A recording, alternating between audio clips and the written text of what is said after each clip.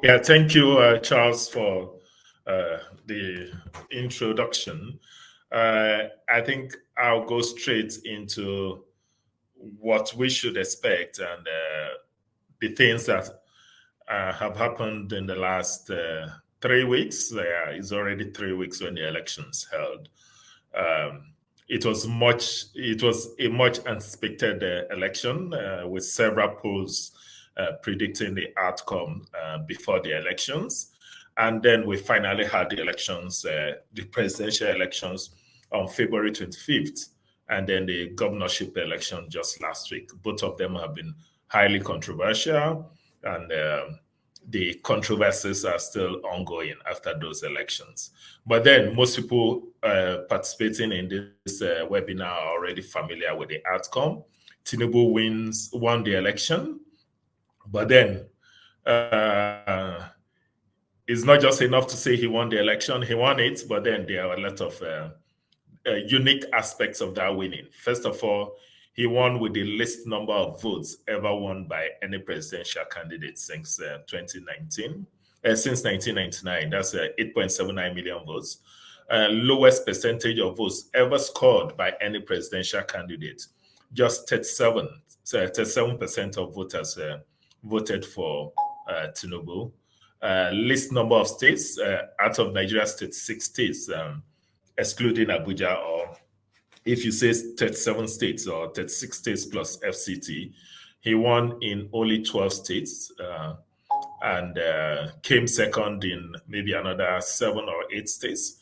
Lowest percentage of 25% threshold, 29 states ever scored by any presidential candidate. So in summary, we'll say more people voted against Tinubu than voted for him. He's more like a president of the minority than a president of the majority, and that will have implications on how he governs going forward. How did he win? He won in the Southwest stronghold. He was expected to win in the Southwest, and he won in the Southwest. And then he also won in the vote-rich Northwest, which was good. Then he also won in the North Central. But he lost woefully in the Southeast and did not perform too badly in the South-South. So that's how he went. He became victorious. And then we have Atiku. Atiku performance surprisingly wasn't as good as most people expected, especially in the stronghold of the Northeast and Northwest. He performed. The margin of victory over Tinubu wasn't wide enough, and if that had been wide enough, then most likely the elections would have gone into a runoff, but that didn't happen. So it's interesting. All the 3 presidential candidates actually won 12, 12, 12. So Atiku won in 12 states, Obi won in 12 states, Tinubu won in 12 states. But the difference was that why the states Tinubu didn't win, he came a close second. Why for Atiku didn't win so well in the Northeast and Northwest with the margins that were expected, and he didn't perform too well in other states. So he ended up coming second in the race. Voter turnout was just about 27%, which is the lowest ever since the return of democracy in 1999. This was a bit surprising because pre-election, there was so much talk about people wanting to vote. There were long lines of people hoping to collect their voter's card, which was mandatory for you to vote. And a lot of people collected their voter, but surprisingly on election day, people didn't turn out as expected. Not that people, well, that's also a bit, what's it called? You have to, you have to look at it in different, people turned out, but there was a lot of logistical challenges on election day, which we'll discuss a bit further down. So before us is the spread of voting pattern during the elections. At the end of the day, basically you see that Tinubu won in most of the states in the Southwest, and also performed well outside the Southwest. And then in the Labour won mostly in the South and Southeast, and surprisingly won Lagos and Abuja. Whereas not the Northern Nigeria People's Party, one of the parties that was also expected to perform well in the North, led by Rabiu Kwankwaso, didn't perform as well as most people expected. He won only in Kano and couldn't pull his weight in outside Kano. So that's how the election results basically went. Next slide, please.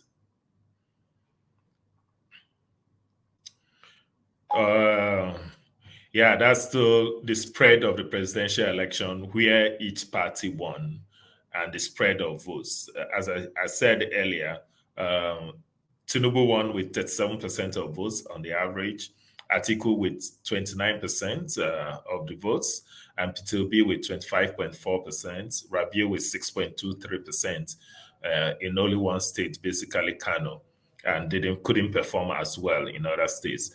The Senate results are also out. For the first time, we have the widest spread of parties in the Senate. The All Progressive Congress still dominates the Senate. You have the People's Democratic Party being the second biggest party in the Senate. Then we have new parties. Labour joining with just about 8 members. And then you have others joining also. We have the New Nigeria People's Party also having members there. So for the first time, we have a Senate where there are more parties than has ever been since the beginning of, since 1999. That could also have an impact on how Tinubu is able to govern in the next 4 years. House of Representatives, the same thing, is well spread out between All Progressive Congress, the APC, the PDP, the Labour Party, and the New Nigeria People's Party. The APC still dominates, but then they need to be able to stay together to be able to control, or else with PDP and the other opposition parties, they can challenge of that the lower house. Next slide. So the big question that has dominated the election, post-election, has been how free and fair was the presidential election? Basically, the election failed to meet the hopes raised by the Independent National Electoral Commission before the elections. The most important failing was the failure to upload results on the INEC's result viewing portal.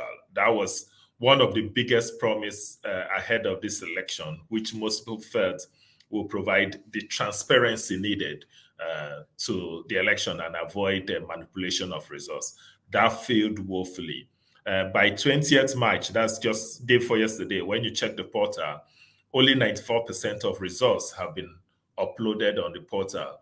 Almost 7,000 polling units results are still not on the portal out of 177,000 or thereabouts results that are expected. So that's quite significant. Thousands of uploaded results. It's not just that, but thousands of uploaded results. Some are saying 18 up to 30%. The OB petition he filed actually pointed about 18,000 polling units are unreadable. And he believes most of them are unreadable because they've been deliberately obscured so that they won't be able to be, they won't be able to, the manipulations done on them will not be able to, it won't be exposed. So you have significant number of polling units not available to view on the portal. So that's a big challenge that is likely to come up in the court challenge going on now. INEC logistics were poor on election day, with the electoral materials arriving late in most places, and especially in the southeast and south-south. YEGA, which is one of the election monitoring organizations, actually showed that only about 6% of electoral materials were in the southeast as at 9 a.m. in the morning. We know the southeast is OB's stronghold. That compares with almost 34% of electoral materials that were in the northeast at the same time. So that could be that basically is a big issue, because you start wondering, was it deliberate or non-deliberate? So why was election materials, and in the southwest, it was as high as 64% at the same time. So you wonder if the election was basically skewed against one of the candidates at the beginning of the result, at the beginning of voting already. Then you have the following morning, after their results, these results were supposed to be uploaded real time. Only 24% of the results had been uploaded the following morning after the election, maybe around 10 a.m. And as at the time Tinubu was being declared president, I think only around about 50% of the results were uploaded.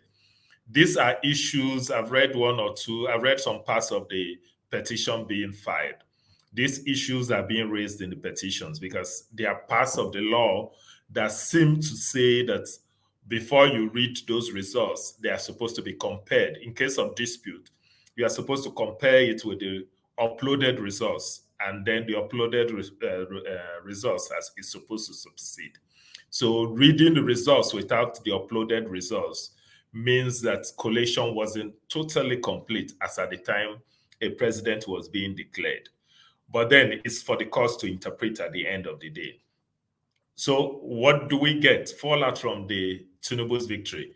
Election has divided the country along ethnic and religious lines. Before the election, there was a lot of ethnic and religious tensions that has been rising even post-election and was shown significantly in the Lagos State, in the governorship elections, especially in Lagos State. Each of the three leading candidates won his ethnic region. Yeah, Obi was dominant in the southeast, and then south-south. Tinubu dominated the southwest. Atiku dominated the northeast, not really dominated as much as one would have expected there, but he dominated it. He won the northeast. So basically, every region was like, people voted along regional lines, more or less. PDP, Labour Party are both challenging the results. As I've said, they've already filed their cases. Labour filed his case on Monday. PDP filed his case on Tuesday, and both of them are challenging the results. On several grounds, PDP is challenging on the failure to submit, electronically upload the results on real time. Labour has raised issues as wide as Tinubu's alleged connection with drugs in the US, where he was fined or where he forfeited almost around $460,000 over drug-related offenses. That's going to be part of the Obi's challenge of the election.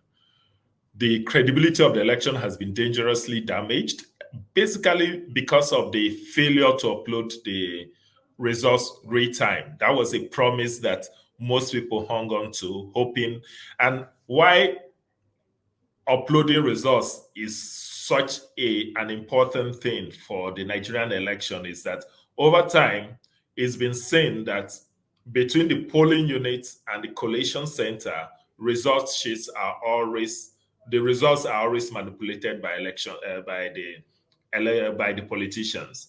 So the idea behind the real-time upload of results was to ensure that there are no manipulations between the polling unit and the collation center. So failure to upload the results real-time resulted in manipulations, which is also seen on the INEC review portal. When you check it, you see that some results, you see clearly it's been cancelled and the figures rewritten and uploaded.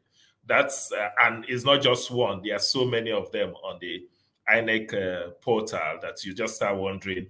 So that was what the real-time upload of results was supposed to prevent. Sadly, it didn't happen, and as both Labour and PDP are arguing in their petitions in court, they claim that this allowed manipulations to take place. The PDP is arguing that it was deliberate, that INEC allowed a third party to install was a device management software that intercepted the upload of results. They're arguing it in their court case. So that's something that it will be interesting how the courts deal with those arguments. The Labour Party's voters believe that they have been robbed and are ready to protest. Yeah, Labour Party, before the election, they were the most vocal and they've remained very vocal, mostly young. Most of them believe that they've been robbed. We've seen a trend recently where people are even tearing their Nigerian passports online. claiming that they don't want to do they don't have anything to do with Nigeria again because of the way the elections went. That's something that we'll have to watch going forward and see how it affects governance going forward. Yeah. So basically, who is Bola Tinubu, who has been declared president? He's the former governor of Lagos State, Nigeria's commercial hub. Most of us may know that.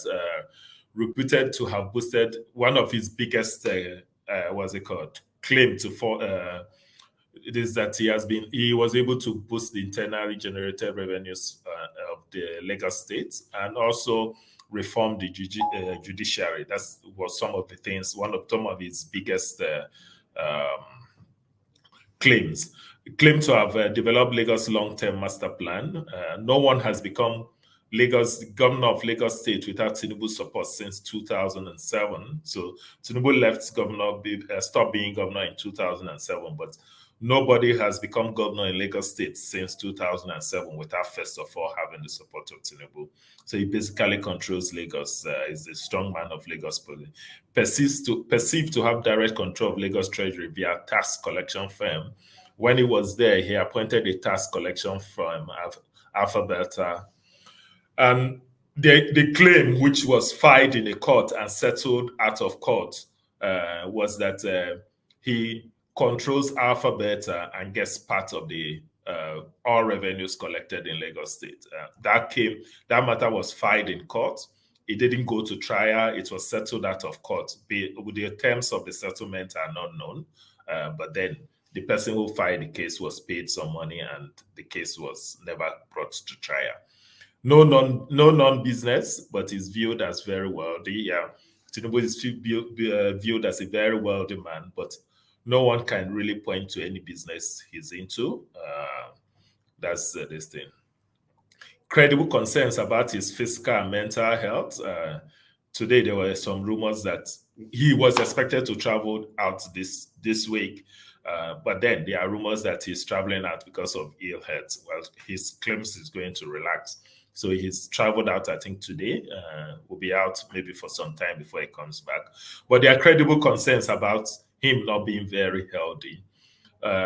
Valid concerns about the source of his wealth, especially his links. The proof that he had a case, a drug-related case in US, which was also settled more or less by him forfeiting a significant amount of money. There's doubt about his academic credentials. There's a lot of doubt. When he didn't submit any certificates in his application to be president, he just submitted an affidavit that says he graduated from social, but without backing it with any certificate from any of those schools. So most people, there's so much doubt about which schools he attended and whether he got certificates from those schools. Strong personality and very domineering. He has a very strong personality. He's a politician that wants to be heard and wants to dominate his environment. What next should we expect? This week is expected to travel to London. As I said before, I think there was some breaking news this morning that he has actually traveled out to London. The excuse that he's going to relax ahead of his inauguration on 29th May.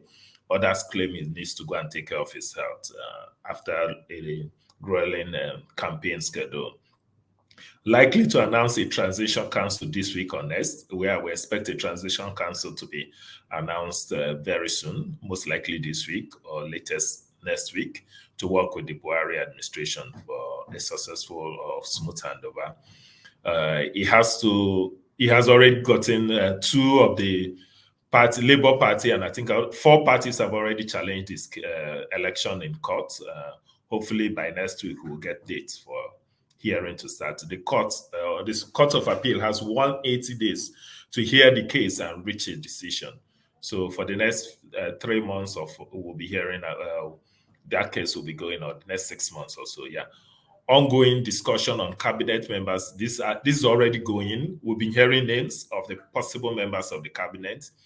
We've heard of Wale Edun, the chairman, Chapel Hill, who is being tipped as possible finance minister or possibly even replace the central bank governor. We have Doyin Salami also being tipped as Doyin Salami, the current chief economic advisor to the president. He's also being tipped as a possible central bank governor. We have Wale Tinubu, Owando's CEO, who is a relative of Tinubu, who is also being tipped as maybe NNPC CEO or maybe Minister of Petroleum.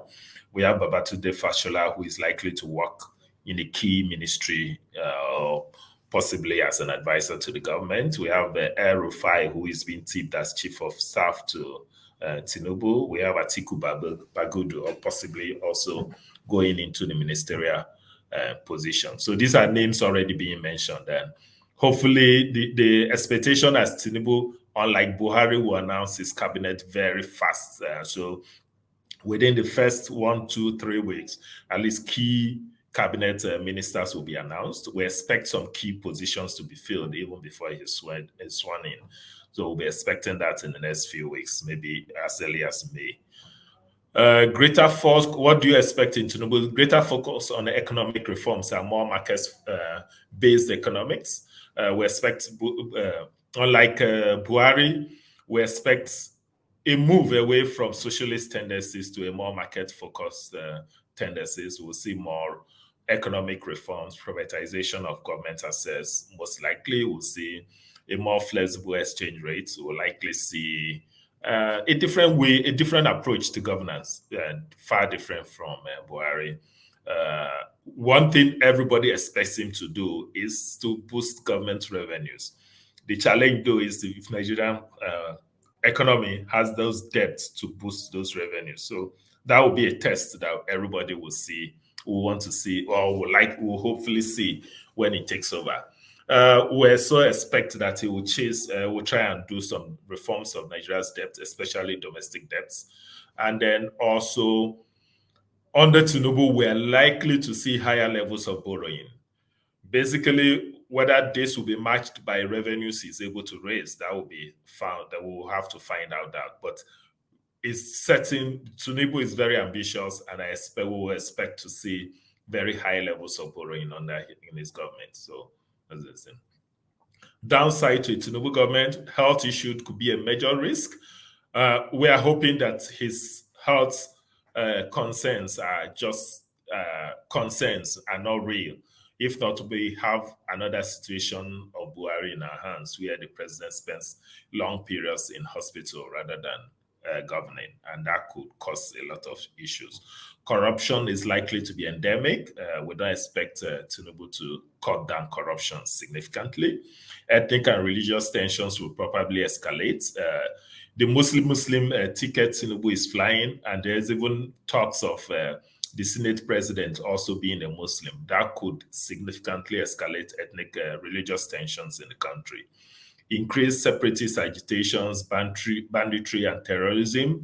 We don't expect this to go down under Tinubu. They are likely to keep rising for now because of the complexity of resolving those issues. Unlikely to significantly cut down the cost of government. We don't see Tinubu cutting down the cost of government. It's likely to bring more efficiency into how government is run, but is not likely to lead to a reduction in the cost of governance. High risk of power struggle within the government. Tinubu has picked a vice presidential candidate who is also domineering and looks to want a lot of power to himself. So we're likely to see a lot of power struggle in the Tinubu government between him, his vice president, and even possibly the Senate president, whoever is appointed. So we are likely to see a little bit of power struggle, more like what we saw during Obasanjo against Atiku in 1999 to 2007. We are likely to see a repeat of that in the Tinubu government. Next slide. So outlook on certain days ahead, we don't know. A lot of economic reforms have to be made. That will raise a lot of tensions in the country, both religious and ethnic. Nigeria remains a high risk, high reward environment.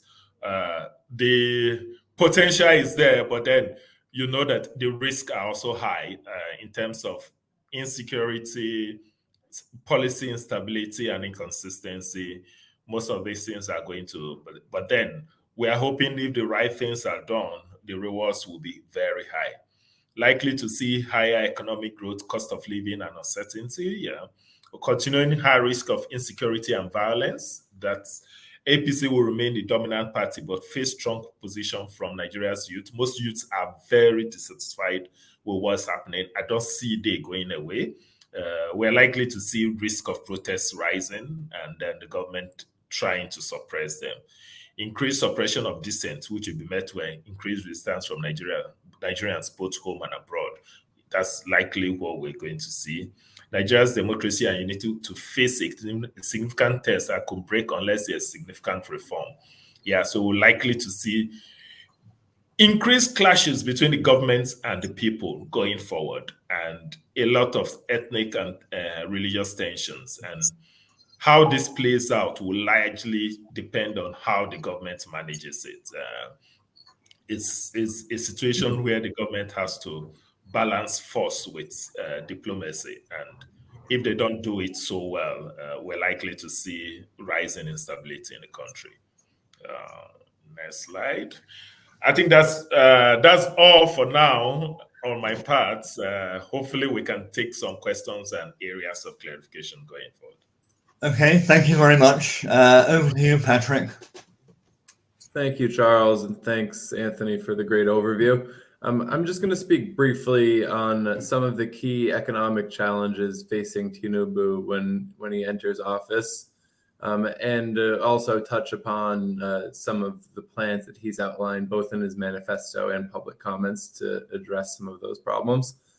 One of the key problems, which Anthony touched on, is the exchange rate in Nigeria. If you've seen me speak at previous Minas events, you know that this is something that I harp on quite often. But a heavily managed, pegged, overvalued exchange rate has been one of the key impediments to growth over the past 8 years under Buhari. You can see the Naira has been characterized by periods of stability when it's pegged, followed by small bouts of devaluation. But still, it remains heavily overvalued at current levels, even despite some of the depreciation we've seen over the past year or two. The parallel exchange rate premium reached as high as 100% actually last November, and has come down a bit since then, but is still over 60%, which hints at an aggressive overvaluation, and of course is exacerbating problems with the FX shortages, which is an impediment to growth. In terms of valuing the currency, this is a bit of a difficult and arbitrary exercise. The IMF did come out with its Article 4 report a couple months ago, and indicated a pretty wide band of 23% overvaluation, ranging down to a 2% undervaluation, based on its models. But the real effective exchange rate has appreciated since then, which should exacerbate that overvaluation. And you're seeing forward markets pricing in about a 30% depreciation over the next year. So the appropriate exchange rate probably isn't as high as where it's trading in the parallel market, around 750 to the dollar. It's probably somewhere in the middle between the official rate and the parallel rate. But until it's devalued, this will continue to be an impediment to growth in the country. Encouragingly, Tinubu, like all of the other candidates, has promised to abolish Nigeria's multiple exchange rate regime. But if you look at the quote on the bottom, which is taken directly from his manifesto, this seems to hint at a slightly more interventionist approach. He says, for example, the exchange rate can't be left to the vagaries of an unrestrained market, and that policies will be guided by a desire for a stronger and more stable Naira. So while we're likely to see some marginal improvements on exchange rate management, this implies that he won't go for a fully free-floating currency, and a managed currency could continue to be an impediment moving forward. Next slide, please, Charles. Tied to this, of course, is endemically high inflation. Inflation in Nigeria has been above the central bank's 6 to 9% target for almost 8 years now, and has been in double digits since January of 2016. Currently, we're seeing inflation close to 22%, The central bank, to its credit, has hiked the rates quite aggressively by about 650 basis points over the past year, and that includes a 50 basis point hike yesterday. But unfortunately, the monetary policy transmission mechanism in Nigeria is broken. There's a few reasons for this. One is that the central bank effectively acts as a development bank by extending credit directly to the economy. And the second and more important factor is that the central bank has monetized the government's budget deficit quite aggressively over the past few years. The outstanding stock of loans to the government through the Ways and Means facility is close to 12% of GDP. So until these two trends are reversed, monetary policy will continue to be ineffective in the country. And you can see this playing out by the wide divergence in the left chart between the market interest rate and the policy rate, which really has no bearing on the liquidity conditions that actually prevail in the market.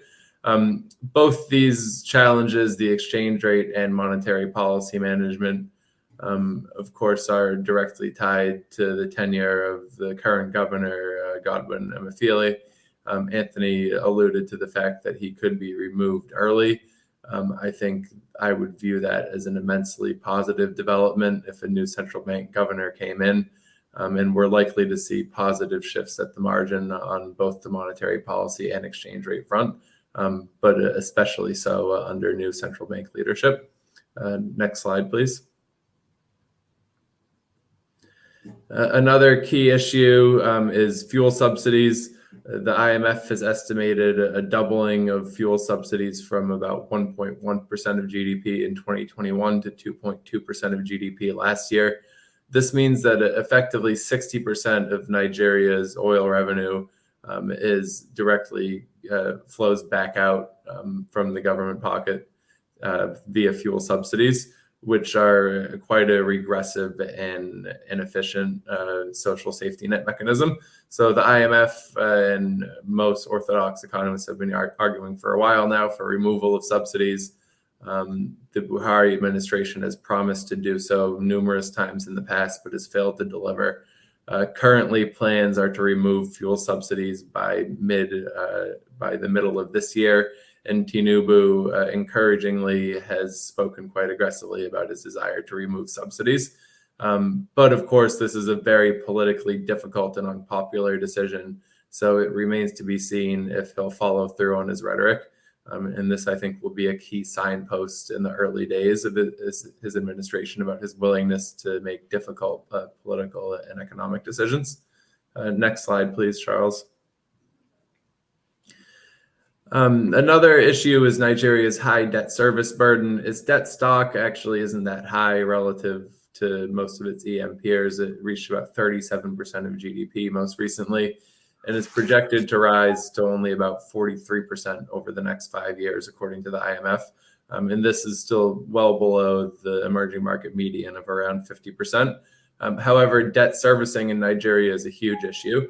Over the first 3 quarters of the year, interest payments absorbed over 100% of federally retained revenue and over 50% of total consolidated government revenue.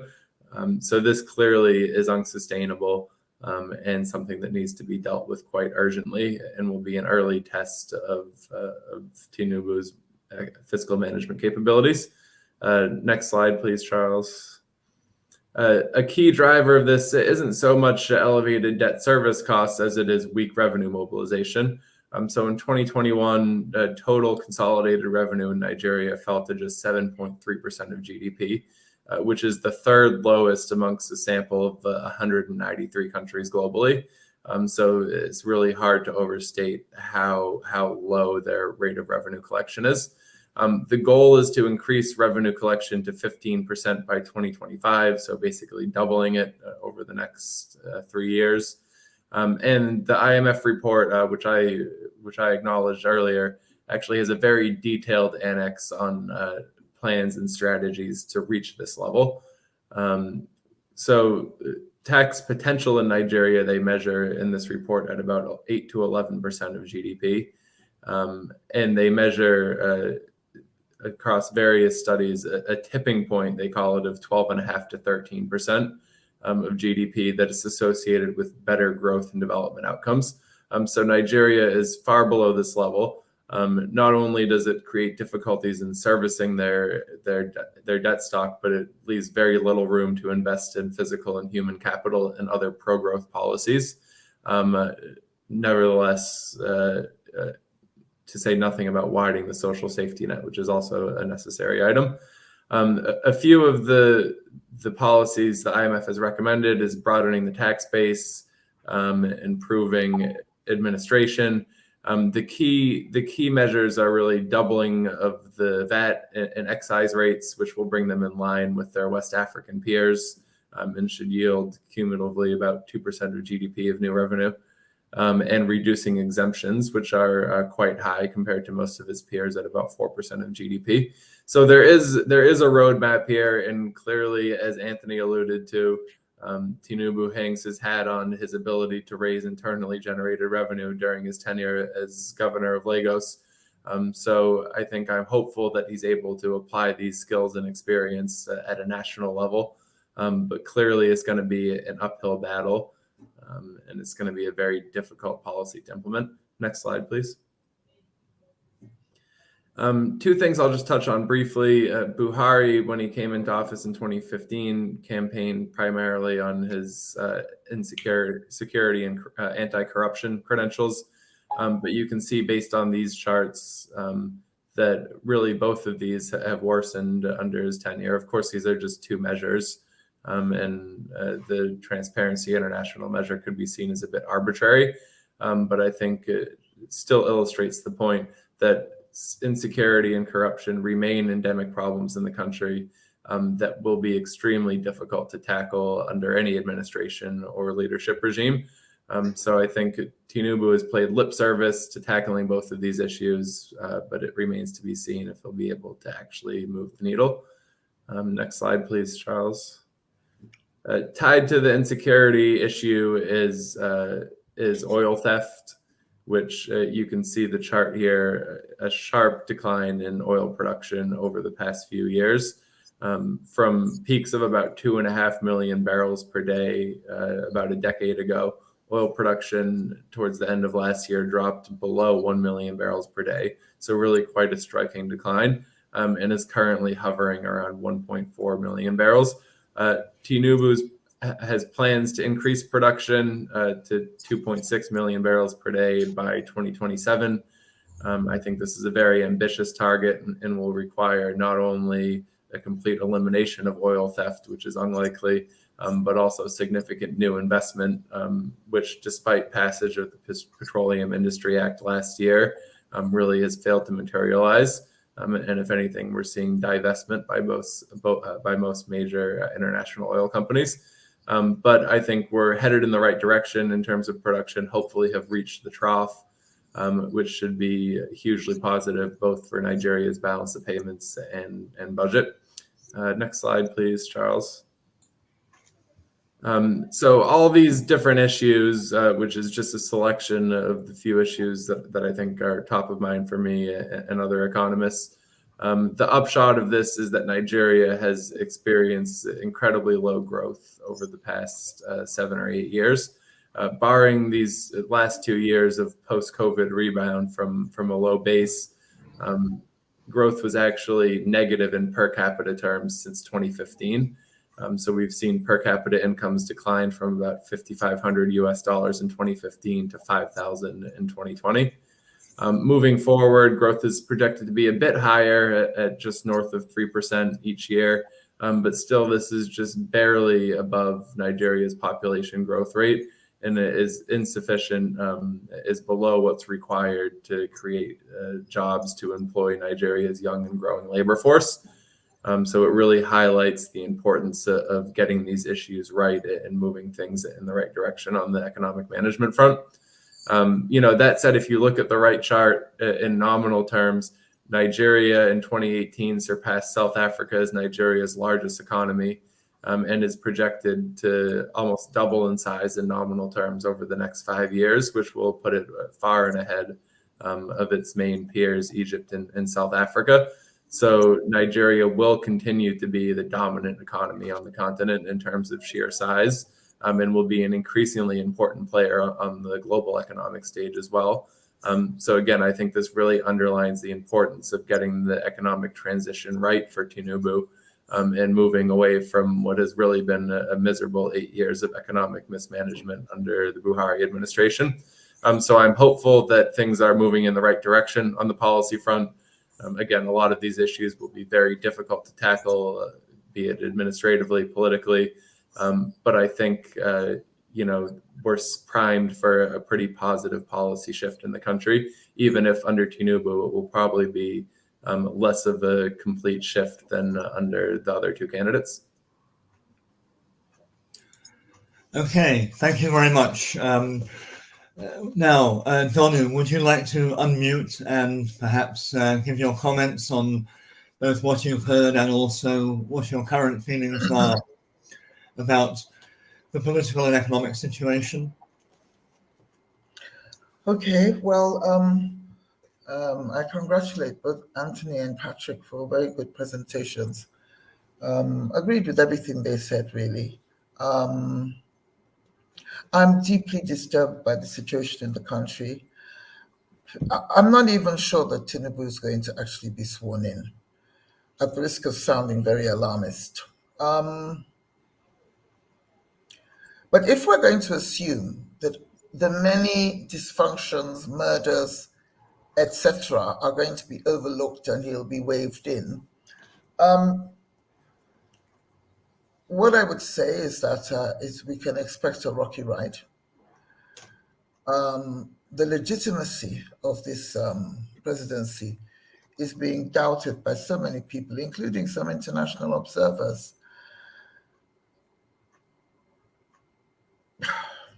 I honestly, sometimes when I think about what's happened, I'm speechless. I mean, I used to sit on a board in River State government in Port Harcourt. I used to be a member of a board in Port Harcourt, the River State government board in Port Harcourt. A fellow who used to sit opposite me was murdered on Saturday because he was the campaign coordinator for one of the parties. Actually, on this occasion, it wasn't the APC, which is Tinubu's party. It was the PDP, which is the opposition. Because I think in complaining about the way Nigerian elections go, it's fair to say that it's not always one party that is the culprit. It depends on who happens to be strong in different areas. So you have a situation where in Port Harcourt, in River State, because the governor is PDP, he's inflicting the type of terror on the populace that the APC has inflicted on them on a wider national stage. Something that it's also important to note is that Shettima, the vice president-elect, allegedly, is a great opponent of restructuring. In fact, when asked about restructuring during the campaign and before, his reaction was restructuring my foot. And yet, it's hard to see how Nigeria can move forward without more devolving power to the subnationals and to the different parts of the country. The central government is overpowerful. Buhari has recently announced some, there's some areas in which there's going to be some liberalization. For example, much to my surprise, I think last week it was announced, or maybe on Monday, it was announced that they were going to allow railway lines, for example, and to generate their own electricity. So, there's hope. There's always hope in everywhere, including, well, except perhaps not hell, but I'd say that to me, the outlook is very bleak, despite little glimmers of hope here and there. Okay, thank you very much. Anthony, there was a question on subsidies. Obviously, Patrick mentioned it. do you think that Tinubu will be brave enough to remove subsidies and also to do things like increasing VAT and some of the other essential economic reforms, or is he going to bottle it at the last minute? My sense from what I'm hearing is as if there seems to be some consensus on getting subsidies out even before Tinubu is sworn in. So most likely we'll see the subsidies go as early as May before Tinubu is sworn in, possibly as a gift from the outgoing government to Tinubu, who comes in and is already done, so he doesn't have to do it.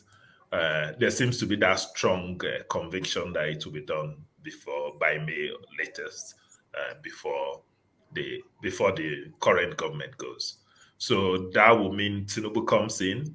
I expect that when it's done, there will be a lot of protests. So what may happen is Tinubu comes in, possibly does some negotiations, as is always been done in the past, and then possibly instead of complete subsidy removal, we end up with a fuel price increase or some sort of arrangement where there's a bit more flexible pricing but controlled. So yeah, so fuel subsidy is likely to go before Tinubu is sworn in. This thing, at least as far as I know. On increasing taxes, I think the taxes will go up. I don't know how early they will go up, but everybody consensus is they need to go up early enough for it. If they don't go up early enough, maybe within the first 6 months or even earlier than that of him being in government, then they may never go up again. So I think it has to balance it, and that's where the type of victory he has makes things even more difficult, because he's basically an unpopular president being forced to make unpopular decisions, and that's going to be very difficult to do. Yeah. Would you agree with that, Donu? Absolutely. Very, very unpopular. I mean, honestly, it's like a funeral parlor in Abuja. I mean, I'm sitting here at the heart. Yeah. Your sound has gone for a second. No. I mean, it's obviously very difficult at the moment. Sorry, carry on.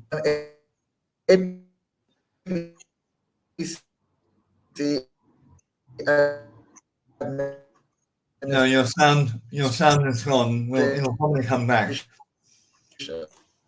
And Anthony, do you think that what will happen with the Supreme Court? Do you think that the Supreme Court will make any decisions about the election, or will it just pass it through? Is a bit. One thing we know, the Supreme Court has never reversed a presidential election in Nigeria. Interestingly, they've been very willing to go the extreme mile when pronouncing on governorship elections. Did I miss a lot? We couldn't hear you. Was it your connection or mine? Your connection. We couldn't hear you. You've gone again. If you Can just you hear wait me a now? second on you. Anthony, do you want to carry on? I think, as I said, the Supreme Court has been very bold when it comes to governorship elections. In Imo State, they installed a governor that was fought in the actual election, made him governor. In Rivers State, there was one time someone who never contested for the governorship election, Amechi, was made governor. But when it comes to the presidential election, they've been very conservative. And that's because I think, unlike in most places in Nigeria, the presidential election challenge is only done after the president is sworn in. So if you annul that election, it has a lot of security implication. So I guess that has forced them to be very conservative in trying to annul a presidential election. But a lot of factors make this a bit different. like Obi's case is challenging the election results in 21 states. And it's a bit easier now to challenge the results because of the beavers that they introduced. You can easily detect overvoting. You can detect a lot of things. So basically, it will be easier for Obi to prove that there was overvoting in several states. So I'm wondering what happens when Obi or Atiku is able to prove in court convincingly that the votes that were counted or allocated to specific candidates or even to Tinubu in certain states were not real. We've seen a case in Abia, one of the local states, where one of the results are being held because in one of the local governments, out of 23 people that were accredited by Beavers, they were trying to show that 80-something people voted. And INEC eventually, there was a protest and they eventually stopped. That couldn't have happened in the last election because it would have been difficult to prove. But this time, all you need to look at is the Beavers machine and you'll be able to detect overvoting. So it may be possible that there have been significant overvoting and inflation of votes. And if this is convincingly proved in court, I don't know how the Supreme Court will be able to ignore. And so that's so it's very difficult. I think this is precedence here may no longer work. For the first time, we may have a different ruling from what we are used to. Okay, we've got a few questions. Patrick, based on your analysis, would you say that things are going to be better for the average Nigerian regarding basic needs of life, or do you think things are going to get harder in terms of the economy? Yeah, I mean, from an economic perspective, I think it's easy to say that the only direction is up, but recall a lot of analysts were very optimistic and said similar things when Buhari came in, and look where we are 8 years down the line. So I'll say I'm cautiously optimistic. Like I said, there's low-hanging fruit there: exchange rate management, fuel subsidies, revenue generation that Tinubu, if he has the political will, can deliver on. But amongst the three candidates, I think I'm least optimistic about his policy leanings and agenda. He might have a marginally better ability to deliver it, but as Anthony and Donu have pointed out, he's an incredibly unpopular president, which should undermine his ability to deliver difficult reforms. So I think there will be marginal improvement on the macro policy front, but it won't be the wholesale transformation that many had hoped for maybe a couple months ago. I think on a lot of the key policies, he really represents continuity with what Buhari's pursued. He's talked about focusing on import substitution, which has been a failed agenda under Buhari. He's spoken about the need for more dovish monetary policy that's subservient to the fiscal policy, which means inflation will remain entrenched.